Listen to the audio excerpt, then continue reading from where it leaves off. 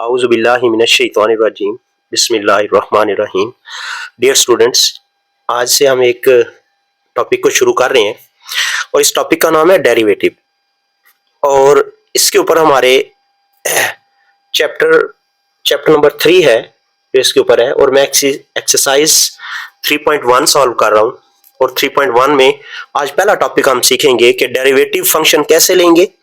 हमारे पास कोई फंक्शन दिया जाएगा तो हम उसका डेरिवेटिव फंक्शन कैसे लेंगे और फिर उसमें वैल्यूज हम कैसे सब्स्टिट्यूट करेंगे, ये आज हमने सीखना है। तो इसके लिए हमारे पास सीधा चंद एक बातें पता होनी चाहिए। सबसे पहली बात यह कि डेरिवेटिव को रिप्रेजेंट किया जाएगा डी बाई डी एक्स। इसे हम कहेंगे कि किसी भी फंक्शन का डेरिवेटिव ले रहे हैं विद रिस्पेक्ट टू एक्स। अगर y फंक्शन है तो मैं कहूंगा कि मैं ले रहा हूं डेरिवेटिव ऑफ y का डेरिवेटिव ले रहा हूं विद रिस्पेक्ट टू x के हिसाब से। और इसको हम लोग मैथमेटिक्स के अंदर जो इसका फॉर्मूला लिखते हैं वो कुछ इस तरह से लिखते हैं, limit delta x approaches to 0 f of x plus delta x minus f of x whole divide by delta x। अगर ये लिमिट एग्जिस्ट कर जाए तो हम कहते हैं कि जो फंक्शन है y is equal to F of X, उसका ये फंक्शन डेरिवेटिव फंक्शन कहलाएगा। अभी ये बात थोड़ी मुश्किल लग रही होगी, लेकिन जब मैं इसको थोड़ा सा एक्सप्लेन करूंगा आसान हो जाएगा। मिसाल के तौर पर मैं सबसे पहले लिखता हूं y is equal to X square, तो हमें इसका डेरिवेटिव लेना है। मैं लिखता हूं y is equal to constant, इसका डेरिवेटिव लेना है। y is equal to 7x power 3, इसका डेरिवेटिव लेना है। तो हम इनके डेरिवेटिव्स कैसे लेंगे ये हम सीखेंगे। देखिए, इसके लिए जब मैं डेरिवेटिव अप्लाई करूंगा तो मैं लिखूंगा dy बाई डी एक्स, तो यहां पर भी आएगा dy बाई डी एक्स और x पावर 2। क्योंकि 95% स्टूडेंट्स जो हैं वो ऑलरेडी इंटर का डेरिवेटिव करके आए हुए हैं, सो मैं यहां पर जस्ट ये एक्सप्लेन कर दूंगा कि मैं इसके लिए पावर रूल यूज करूंगा। पावर रूल ये है, x की पावर n का derivative with respect to x यूं होगा n पहले और x की पावर n-1, ये कहलाता है हमारे पास पावर रूल। और इसी के ऊपर मजीद बात करता जाऊं तो मेरे पास जो फार्मूला है वो ये है कि अगर मेरे पास डेरिवेटिव कुछ इस तरह से आए, कोई रकम कांस्टेंट है a और फिर x की पावर n है, तो हम क्या करेंगे, यहां पर a तो इसी तरह रहने देंगे और डेरिवेटिव फिर लेंगे जस्ट अपने वेरिएबल का। जारी बात है, डेरिवेटिव हम बोलते हैं रेट ऑफ चेंज को, तो चेंज जस्ट उन्हीं में ही आएगा जो उससे मुताल्लिका वेरिएबल होगा उस लिहाज से।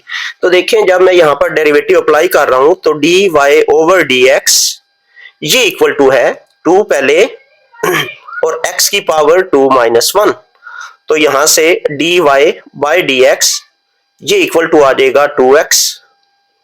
एंड सिमिलरली जब मैं यहां पर बात करूंगा कि डेरिवेटिव हमें लेना है डी वाई बटा डी एक्स, तो ये बनता है G D by D X of सी।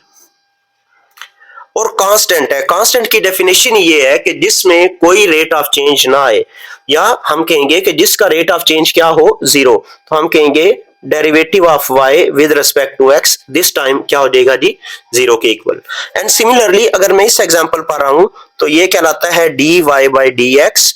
तो यहां पर जब मैं डेरिवेटिव अप्लाई करूंगा तो देखें ये आ रहा है 7x पावर 3, और अभी मैं यहां पर बात कर चुका हूं कि कोई कांस्टेंट रकम हो तो उसे हम क्या करते हैं, कांस्टेंट रकम को पहले निकाल देते हैं बाहर।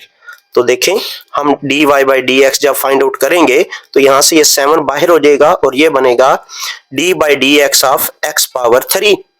तो इट मीन मेरे पास रिजल्ट कुछ ऐसे आ जाएगा, D Y by D X is equal to 7 multiplied by, और ये जी 3x पावर 2, जो भी मैंने पावर रूल लिखा है कि 3 में से 1 सब्ट्रैक्ट हो जाएगा तो 2 रह जाएगा, तो ये वाला बन गया जी 21x पावर 2। ये इस फंक्शन का डेरिवेटिव आ गया।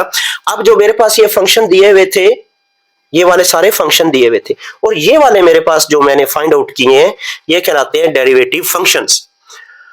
तो मैं एक एक्सरसाइज पे आ रहा हूं 3.1, और इसके पहले टॉपिक्स के ऊपर जितने क्वेश्चन दिए हुए हैं, और इस बुक का नाम है, कौन सी बुक है, थॉमस की बुक है, उसको हम फॉलो करेंगे और इसी के हम इंशाल्लाह लेक्चर जो है इसके ऊपर रिकॉर्ड करेंगे।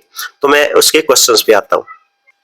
देखिए जी, हमारे पास फंक्शन आ गया है, हमें डेरिवेटिव फंक्शन निकालना है। डेरिवेटिव फंक्शन हम बोलेंगे एफ प्राइम ऑफ एक्स, ये हमारे पास डेरिवेटिव फंक्शन कहलाएगा, यानी derivative of F of X. तो जब मैं एफ ऑफ एक्स का डेरिवेटिव लेना चाहूंगा तो यहां पर हम दोनों तरफ डेरिवेटिव अप्लाई करेंगे with respect to independent variable यानी एक्स। तो जब मैं यहां पर लिखूंगा एफ प्राइम ऑफ एक्स तो ये बनेगा D by D X of F of x. F of x क्या है मेरे पास 4 माइनस एक्स स्क्वेयर। तो जब मैं यहां पर इसके ऊपर डेरिवेटिव अप्लाई करूंगा तो पता चलेगा कि अंदर हमारे पास दो रकमें हैं। ये बात याद रखें और ये चीज हम आहिस्ता आहिस्ता साथ साथ सीखेंगे कि जब मेरे पास कोई दो रकमें जमा हो रही हो या दो रकमें माइनस हो रही हो तो डेरिवेटिव अलग अलग आ जाता है। डेरिवेटिव ऑफ 4 अलग हो जाएगा और minus derivative of x square ये अलग हो जाएगा। तो हम देखेंगे यहां पर कि एफ प्राइम ऑफ एक्स जो है कुछ इस तरह से आ जाएगा। ये 4 देखें कांस्टेंट है और कांस्टेंट का डेरिवेटिव 0 होता है, ये पीछे हम सीख चुके हैं। और माइनस एक्स स्क्वायर का डेरिवेटिव बनेगा जी 2 पहले और x की पावर 2 माइनस 1 यानी 2x। तो ये मेरे पास देखें एफ प्राइम ऑफ एक्स आ चुका है और वो आया माइनस 2x। अब ये निकालने के बाद हमें फिर साथ में ये कहा गया है कि ये वैल्यूज भी फाइंड आउट करें। इन फंक्शंस की वैल्यूज कैसे फाइंड आउट करेंगे? हम इस इक्वेशन को जनरल नाम दे देंगे यानी 1 का। तो मैं इसमें पुट करता हूं, इसके अंदर put x is equal to minus 3, x को माइनस 3 पुट करेंगे तो ये वाला बना f प्राइम ऑफ माइनस 3, ये बना माइनस 2 इंटू माइनस 3। तो f प्राइम ऑफ माइनस 3 ये इक्वल टू आ गया G plus 6। Similarly f prime of 0 के लिए मैं थोड़ा डायरेक्ट कर रहा हूं, इसी तरह लिखेंगे put x is equal to 0। तो हम 0 के लिए यहां पर 0 रखेंगे तो ये वाला बना जी माइनस 2 इंटू एक्स यानी 0। तो f prime of 0 equals to हो गया जी 0।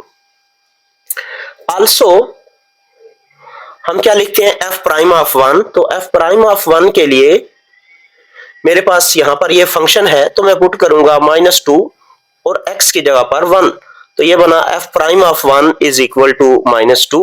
तो ये मेरे पास उस टॉपिक के ऊपर कि जिसमें हमारे पास फंक्शन डेरिवेटिव और उसकी वैल्यूज फाइंड आउट करना था, ये मैंने एक क्वेश्चन सॉल्व कर दिया जी। प्रैक्टिस के लिए कैलकुलस की उसी बुक से मैंने क्वेश्चन नंबर 3 लिया है, एक्सरसाइज 3.1।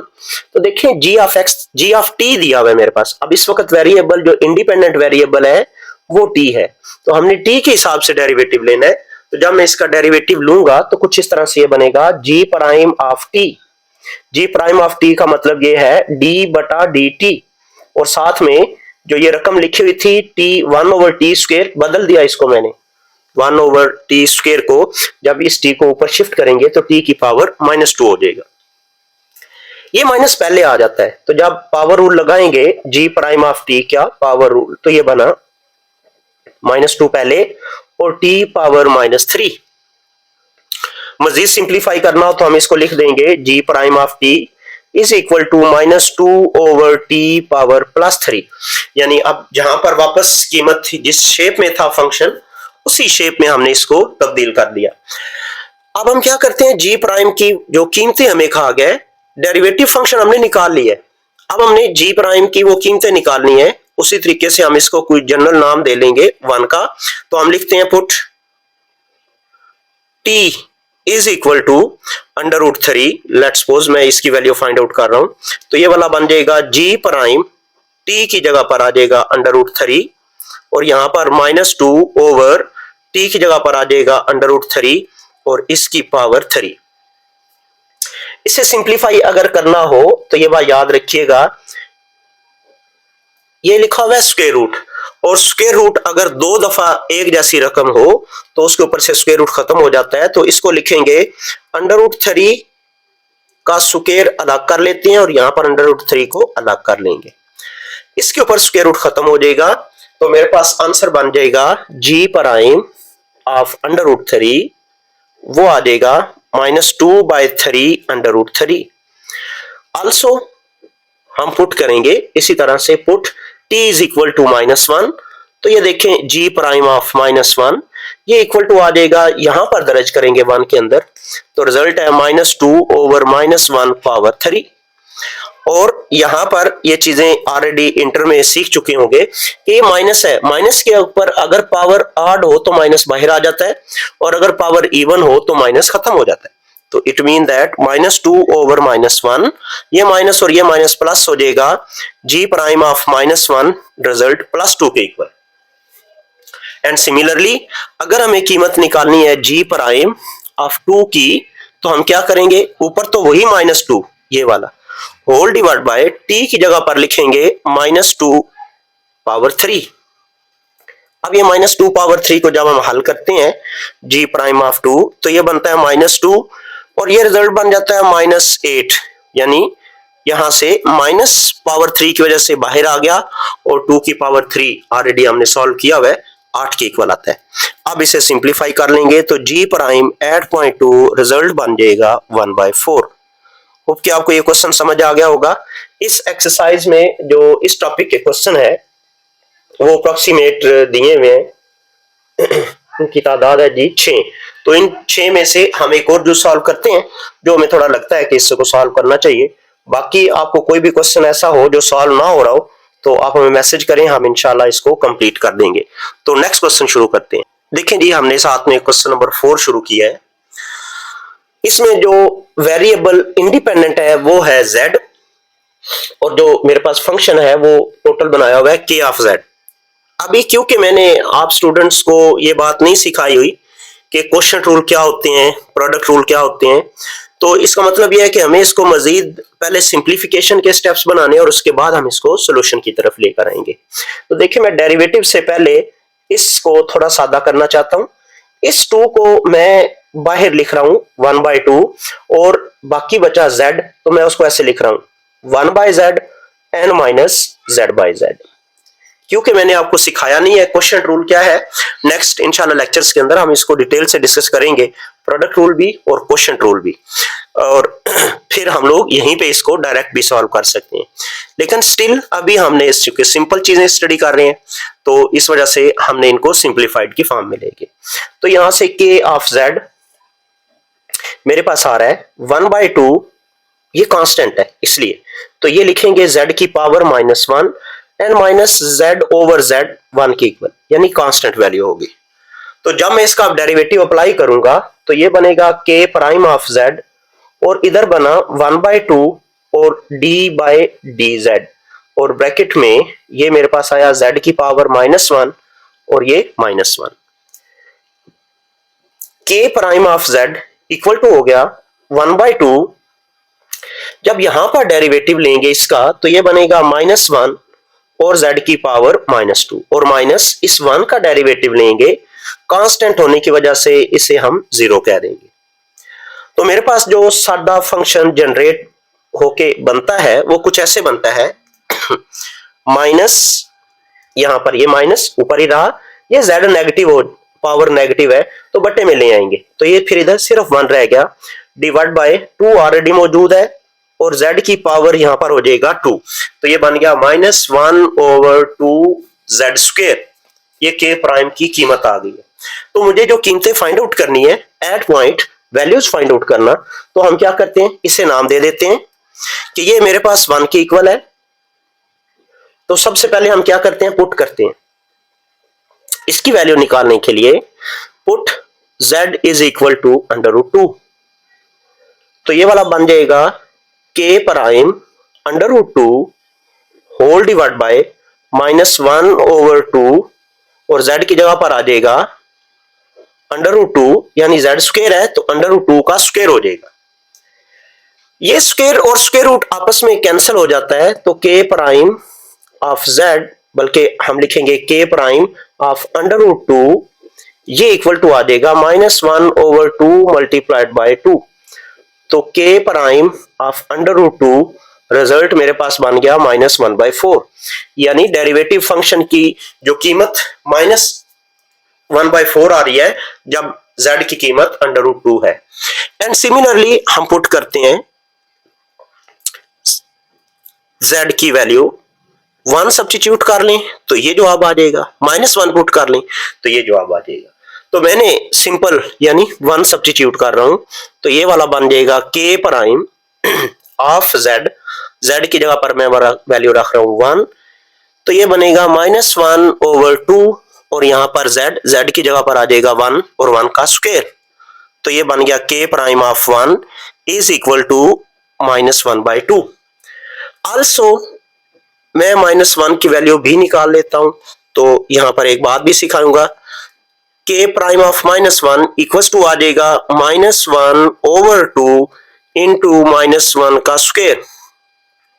तो ये मेरे पास बना k prime of -1 equal to ये भी आ रहा है -1/2।